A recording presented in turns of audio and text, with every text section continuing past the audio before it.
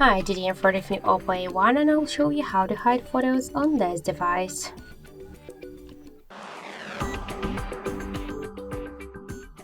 So first we should open the Photos application, and here you will see all of your available photos. If you don't have any photos, so let's just take a picture, or you could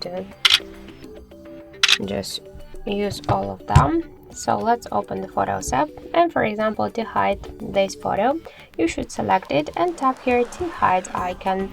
Click here to set privacy password first, then just tap to set password. You could use 6 digits or to use different password type, for example the pattern. Let's enter the pattern twice, draw with the pattern twice. You should enter your password and after that you'll see here the security question.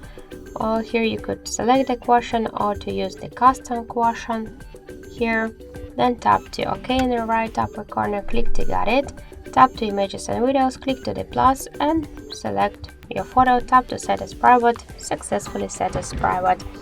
So where you can find your hidden photos, you could use the phone manager, switch phone manager to tools and tap to private save, enter your password after that and you'll access to your hidden photos. Or also you could just open the settings, tap to privacy, switch permissions to privacy and click to hide apps to private save, enter your password and that's it.